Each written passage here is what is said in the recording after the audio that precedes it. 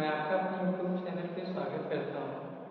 इसके प्रीवियस वाले वीडियो में मैंने आपको माइंड मैप के बारे में दिखाया था कि जो आपका रिप्रोडक्टिव हेल्थ से रिलेटेड जो माइंड मैप है वो किस तरीके से बना हुआ है और उसमें हम लोग क्या क्या अध्ययन करेंगे। तो रिप्रोडक्टिव हेल्थ से जो रिलेटेड टॉपिक थी उसका जो माइंड मैप था वो मैं आपको दे चुका हूँ। आई होप कि आप उसे पढ़ रहे होंगे। दूसरा जो हमारा टॉपिक है इसमें आपका जो नेक्स्ट चैप्टर है वो है आपका मेंडल्स लॉ, यानी जो हम इनहेरिटेंस के बारे में पढ़ते हैं। अगर इनहेरिटेंस को मैं डिफाइन करूँ तो आप जानते हैं कि इनहेरिटेंस हम उसे कहते हैं जिसमें कोई भी जो लक्षण है वो एक पीढ़ी से किस तरीके से दूसरी पीढ़ी में ट्रांसफर होता है। चैप्टर तो शुरू नहीं हुआ है अभी तक, लेकिन मैंने सोचा कि आपको मेंडल्स लॉ को लेकर के बहुत कन्फ्यूजन रहती है कि मेंडल्स लॉ क्या क्या है, तो इनके प्रिंसिपल्स क्या क्या हैं। उसमें जो मेंडल्स लॉ है उसमें हम पढ़ते हैं कि मेंडल ने मटर के पौधों को चुना था, ठीक, और उन्होंने जो 7 कंट्रास्टिंग कैरेक्टर है जिसमें आपको बताया है, मैंने यहाँ पे पूरा लिया हुआ है कि 7 कंट्रास्टिंग कैरेक्टर कौन कौन से हैं। जैसे मैंने आपका सीड, फ्लावर, पॉड, स्टेम, ठीक, लिया हुआ है। आप देखेंगे तो नीचे आपके अलग अलग कैरेक्टर लिखे हुए हैं क्योंकि ये 7 कंट्रास्टिंग कैरेक्टर है। और आप जानते हैं कि 7 और इसमें जो नंबरिंग दी हुई है 7 की, जैसे सबसे पहला है सीड।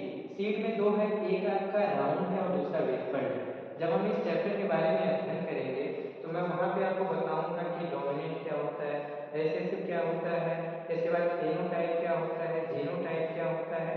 एक अलग अलग टर्म मैं आपसे डिस्कस करूंगा। बाय द वे, इनहेरिटेंस में जो प्रिंसिपल ऑफ इनहेरिटेंस है इसमें जो मेंडल्स के लॉ हैं अलग अलग, जैसे पहला है law of dominance, law of segregation या प्योरिटी ऑफ गैमेट्स और लॉ ऑफ इंडिपेंडेंट असॉर्टमेंट, यानी जो 3 तरीके के लॉज हैं उन लॉ के बारे में हम अध्ययन करेंगे। इसके अलावा होम डोमिनेंस, ठीक, इसके अलावा इनकम्प्लीट डोमिनेंस, कुछ जेनेटिक डिसऑर्डर, प्लेयोट्रोपी, इन सब के बारे में हम अध्ययन करेंगे इस चैप्टर में। इसके अलावा जो मैंने आपको मेंडल के साथ कंट्रास्टिंग कैरेक्टर लिया हुआ है, आप देखेंगे ध्यान से, तो मैंने इसमें सबसे पहले लिया हुआ है आपका सीड का।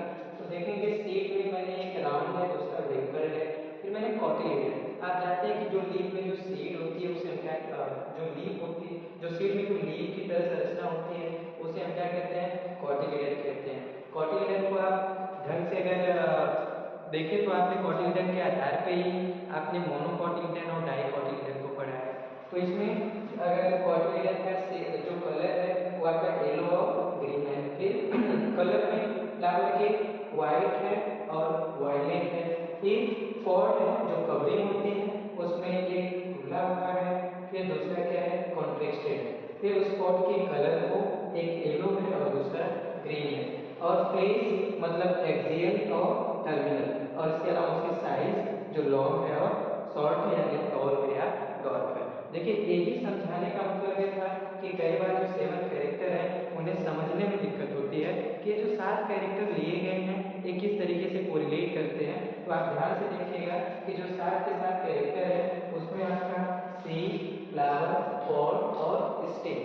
सीड में आपका पहला राउंड है या फिर वेफर है, फिर कॉटिलिडन में आपका कलर है येलो है और ग्रीन है, फिर फ्लावर में कलर व्हाइट है और वायलेट है, पॉड में जो कवरिंग है उस एक खुली हुई है और दूसरा कॉन्ट्रेक्टेड है, फिर उसी पॉड में जो कलर है वो एक येलो है और दूसरा ग्रीन। जब स्टेम होती है तो उसमें एक पढ़ते हैं एक्सियल यानी टर्मिनल पोजीशन, एक्सियल पोजीशन, और दूसरा टर्मिनल पोजीशन, और उसकी दूसरी क्या पढ़ते हैं, साइज के बारे में। तो ये ओवरऑल जो 7 कंट्रास्टिंग कैरेक्टर है इसमें हम जानते हैं कि अगर हम हाइट के बारे में पढ़ते हैं तो हाइट में हमें 2 ट्रेड्स देखने को मिलते हैं, एक आपका टॉल और दूसरा डॉट। तो इस तरीके से आप ये भी कंफ्यूज थे कि कैरेक्टर क्या होता है और ट्रेड्स क्या होते हैं। कैरेक्टर क्या है, जो एक कैरेक्टर दिया हुआ है और आप जानते हैं कि इसके 2 अलग अलग ट्रेड्स हैं। जैसे मैंने आपको हाइट का लिया तो हाइट में आपकी एक हाइट है लंबी और दूसरी है छोटी। तो इस तरीके से इसके अलावा जो फिनोटाइप है, मतलब जो बाहर से हम अपीयरेंस कर पाते हैं उन्हें फिनोटाइप,